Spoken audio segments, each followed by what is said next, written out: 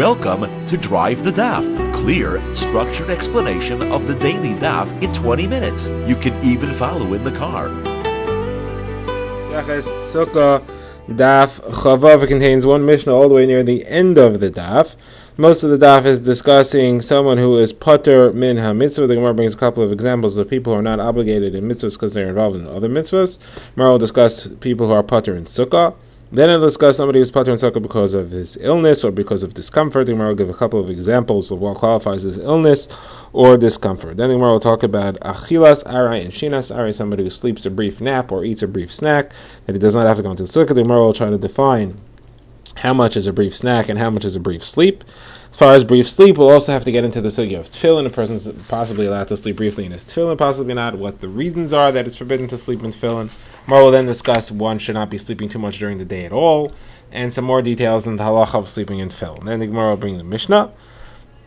The Mishnah brings an example of the minimum sizes of snacks. The Gemara will show that it does not seem to fit with what we've said up till now, and the Gemara will make the two coincide. So the Gemara is again discussing, let's begin the Daf. The Gemara is discussing people who are not obligated in mitzvahs. The Gemara says, Rabbi Chanani ben Akavi said, people who write svarim, tefillin, and mezuzos, and people who market, purchase, wholesalers and middlemen for svarim, tefillin, and mezuzos, or anybody else who's involved in a meleches shemayim, a holy work, which includes somebody who makes tchelis for tzitzis or other parts of tzitzis, is not obligated in kriyishma or in tefillah or in tefillin or all the other mitzvahs in the Torah, because he's always Isaac b'mitzvah, and therefore he's pater min ha-mitzvahs. However, he could be mekayim them, but he's not obligated to do them. This is the opinion, the Gemara says, of Rabbi Aglili, because Rav Geisei Aglili used to say, Isaac b'mitzvah, pater min ha-mitzvah. Now, as far as Sukkah specifically, the Gemara brings a brisa that says if somebody is a traveler, so if he generally travels during the day, he's not obligated in Sukkah during the day, only at night. If he generally travels at night, he's not obligated in Sukkah at night, only during the day. Somebody travels both times, is not obligated in the Sukkah either time. Now, the reason for all of this is that you're only obligated in the Sukkah when you're normally at home. So if you're normally traveling during the time that you're usually traveling, you're not obligated in Sukkah. During the time that you're usually at home, that's when you are obligated in Sukkah. Says the Gemara, though, however, somebody who is traveling to do a mitzvah, even if he's only traveling by day, he's pater from Sukkah by day and by night, because the entire time, both day and night, he's thinking and he's involved and he's mentally preoccupied with the mitzvah that he's about to do. The Gemara brings an example. The Gemara says, Chizah and Rabba bar Rav Huna went on Shabbos of Sukkot to visit the Reish Galusa. It was a mitzvah to go visit the Reish Galusa. He was a Talmid Chacham at the time. He was a Rebbe, and on the way there, they would sleep on the bank of the Surah River, and they would say, "We're shluchei mitzvah. We do not have to sleep in a sukkah." Says Gemara, another brisa, people who are watching the city. They are the guards of the city, so the same principle applies. If they're guarding by day, they're only obligated in Sukkah at night. They're guarding at night, only obligated in Sukkah during the day. Guarding both times, not obligated in Sukkah at all. Same thing applies to people who are guarding fruits. People who are supposed to guard fruits are out there in the field all day and all night. They're not obligated in Sukkah. Same logic applies. Says the Gemara that they're not obligated in the mitzvah of Sukkah while they are doing something that they would not be at home. Sukkah is meant to replace your home. If you wouldn't be home, there's no mitzvah of Sukkah. Now, the Gemara says that's Abaye's understanding. Rava says that as far as the fruit case, the ones who are watching fruits, they should be able to build themselves a sukkah in the field. It's not so hard. They should be able to make one in the field, but the problem is that when he goes into the sukkah, the thief is going to come then. He's going to see that he's busy in the sukkah, that's when he's going to steal. Now, that would not apply, though, if the fruit was already harvested and heaped in a pile, because then he could just guard it, and they would not be able to come steal. Even when he goes into the sukkah, he's just keeping his eye on it, and that far would not apply. Okay, the Gemara now moves on to discuss people who are sick or uncomfortable. Gemara brings a brisa that says people who are sick or pater in Sukkah does not have to be sick enough to be pater for a mitzvah. It does not have to be a chayla that's in a dangerous situation. Anybody who even has an ache or a pain, any simple ache and pain, he's pater from Sukkah. He has an ache in his eye, an ache in his head, a headache, he's pater from Sukkah. Shimon ben Gamliel says, once my eye was hurting, I was in Kesari, and Rabbi Yosi, Baribi, the great Rabbi Yosi, allowed me to sleep outside the Sukkah, me and those who were helping me. Rav allowed Rav Acha Bardala to sleep outside to sleep in the sukkah, but under a canopy, which made it not yotze the mitzvah of a sukkah, because the canopy was to keep away mosquitoes. The mosquitoes made things too uncomfortable for him. Rava allowed Rav Acha bar Ada to sleep outside the sukkah because the sukkah there had some type of sand that was used for making bricks on the floor, and it bothered him, the smell.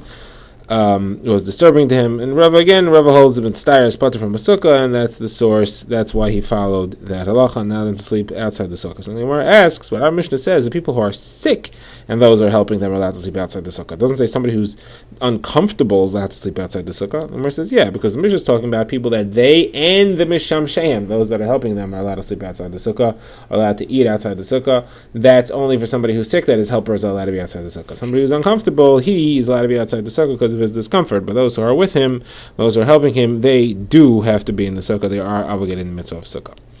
Okay, next halacha we've seen in the Mishnah was that somebody is allowed to eat a snack outside the sukkah. The Gemara wants to know how much is a snack. Rav Yosef says it's 2 or 3 egg sizes. Abai says, but sometimes that's enough for a whole person to make a meal out of. But the actual amount of a snack is the amount that somebody were to eat just in the morning before he runs out to the base medrash, just to tide him over. And the Gemara defines that as being more than the size of an egg. 1 egg, that would be enough. The Gemara doesn't spell it out here, but the Gemara later will spell that out. Okay, it says the Gemara Brisa, somebody is allowed to eat a snack outside the sukkah, but sleeping he's not allowed to take a brief nap even outside the sukkah. What's the reason? So Rav Ashi says, because we're afraid that if you're asleep, even if you think you're just sleeping a nap, you may end up sleeping for a long time. And then you would be sleeping a permanent sleep outside the sukkah. Abai says, if that would be true, then there should never be a difference between a brief nap and a long sleep. But in Hilchos Tefillin we see there's a difference. Allah says you're allowed to take a brief nap in your tefillin, but you're not allowed to take a long sleep in your tefillin. Well, if a brief nap easily turns into a long sleep, you shouldn't be allowed to do that either. So what would the reason there be? So the Gemara says Rav Yosef, Breder Rav Yilei wanted to say that that's talking a different case. That's referring to where somebody's guarding him and keep an eye on him and make sure that his sleep does not extend. But Mashashir rejected that because your guard needs a guard of his own. He may fall asleep in himself on his own. So the Rabbi Chanas and Rav Yochanan is a different pshat here. It's referring to somebody who put his head between his knees and he slept in that uncomfortable position, so we know it'll never extend into a long sleep. He'll wake up shortly afterwards. Rava says there's an entirely different reason that a person who sleeps, that a person is forbidden to take a brief nap outside the sukkah. It's not that it may turn into a longer sleep, it's that sleep does not have a long and short. Sleep is sleep. There's no clearly defined line between a long sleep and a short sleep. Now, as far as tefillin, therefore, you're allowed to sleep briefly because if you sleep for a short amount of time, it's not defined as a nap. But if you sleep briefly, there's no concern, there's no problem.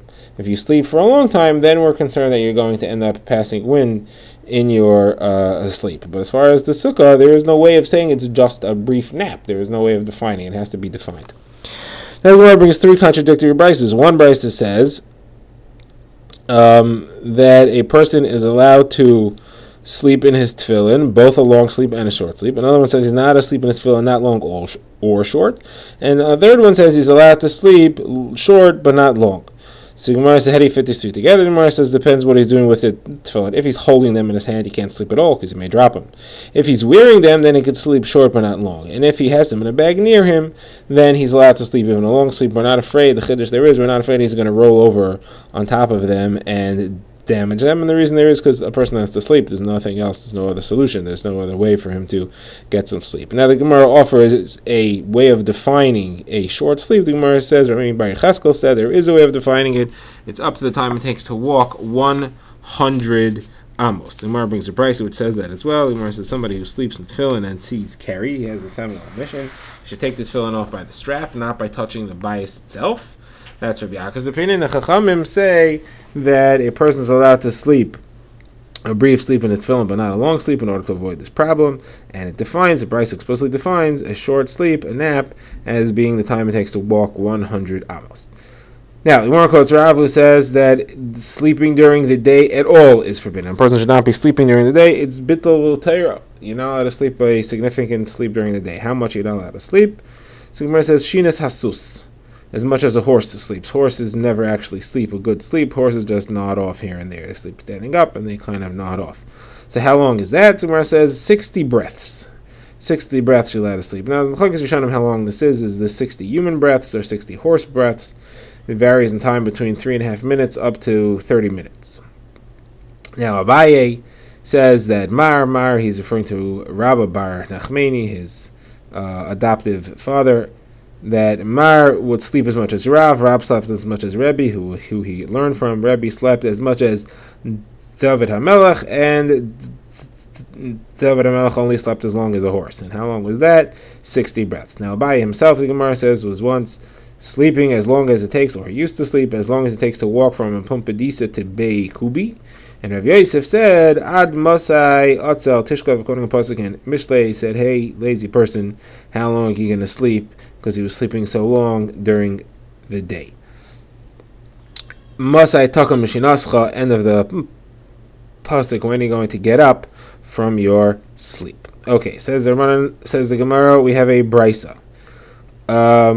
This is talking about wearing tefillin while sleeping. Says the Gemara, somebody who wants to go to sleep during the day wants to sleep and he's wearing tefillin.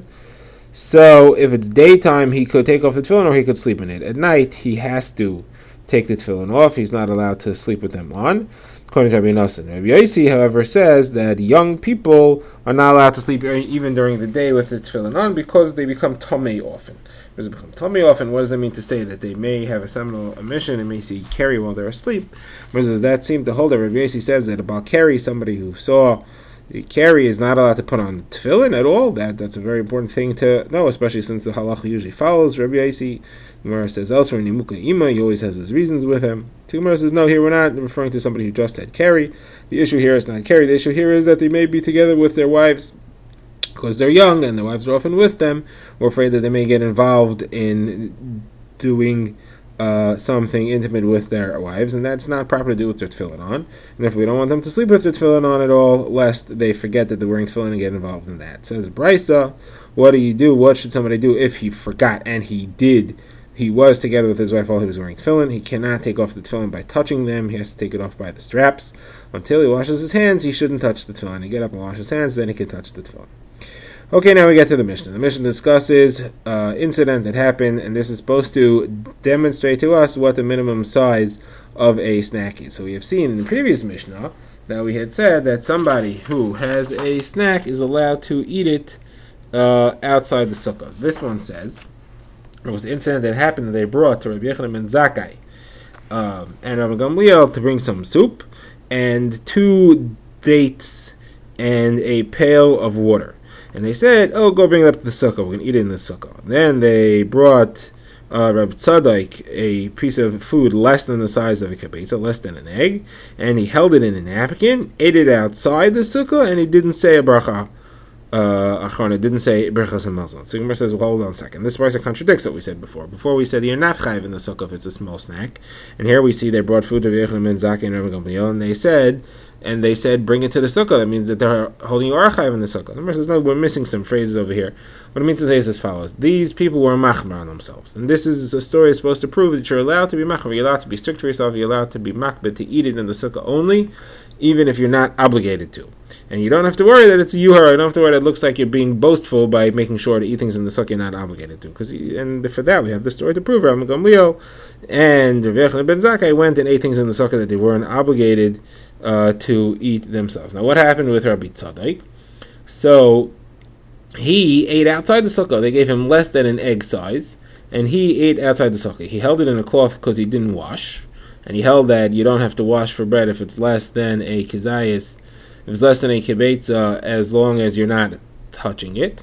And didn't say a bracha achron afterwards. Didn't say Berachas HaMazon because you're not obligated in Berachas HaMazon if it's less than a kibetza. So now the Gemara says this would seem to be a question on Rav Yosef and Abaye, who before said there was Rav Yosef who said that it's 2 or 3 eggs, and Abaye said that it's 1 egg. But here we see that it was only because it was less than an egg that he ate outside the sukkah. If it would be an egg or more, an egg size or more, he would eat it in the sukkah. So the Gemara says no. The reason why here it had to be less than an egg is because he wasn't washing and he wasn't saying Berachas HaMazon. As far as the sukkah halacha, even if it was exactly an egg, he would have still not eaten it inside. Drive the Daf is a project of the Grand Woodlands Shul and is presented by Rabbi Yitzchak Landa. Find us on YouTube or subscribe to daily emails by emailing drivethedaf@gmail.com.